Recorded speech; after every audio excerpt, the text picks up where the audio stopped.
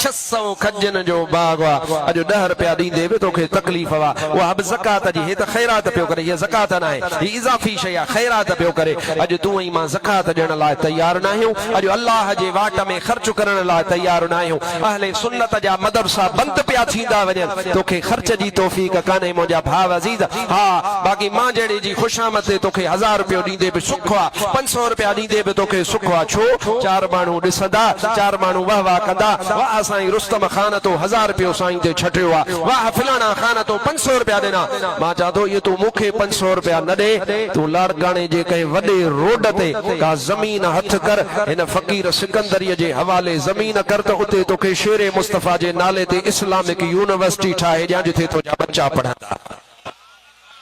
कम करण वारो त कयूं कोन था जेको असां खे करणो आ उहो त असां कयूं कोन था पर हाणे छा कयूं तव्हां खे बि पीरनि हेराए छॾियो आहे ॾींदा वञो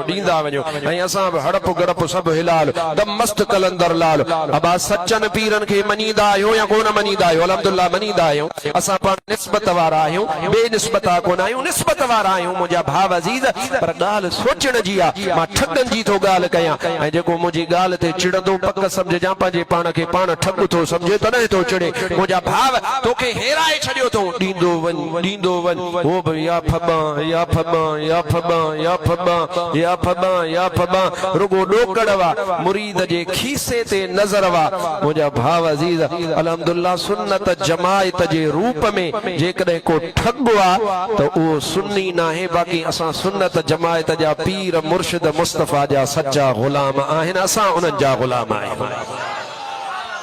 कूड़न सा पांजी पवे कोन जेको सुन्नत जमायत जे रूप में हली करे रुगो ॾोकड़ जे कढ हुजे न उहो मुंहिंजा भाउ अज़ीज़ ठग हर शोबे में हूंदो आहे इहो सुन्नत जमायत जो भले सॾाए इहो पेट जो मुरीद आहे पेट जो मुरीद आहे ॾोकड़ जो मुरीद आहे मुंहिंजा भाउ तूं सोच त सही अॼु असां 10 रुपया ॾियण लाइ तयार न आहियूं जे ॾियूं था त चयूं छा था त बाबा फोटू वारो बि गॾु हुजे कैमरो भी गड्डो हुजे मोबाइल फोन भी गड्डो हुजे जेको भी टचिक करे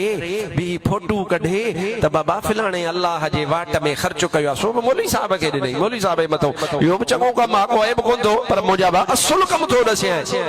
करे पंधु करे वञ न शेरे मुस्तफ़ा जे मदरसे में ॾिस त वञी करे 200 क़ुरान पाक जा तालिब वेठा आहिनि 3 टाइम नंगर थींदो आहे मुस्तफ़ा ते दुरूद ऐं सलाम हलंदो आहे बुखारी हलंदी आहे मुस्लिम हलंदी आहे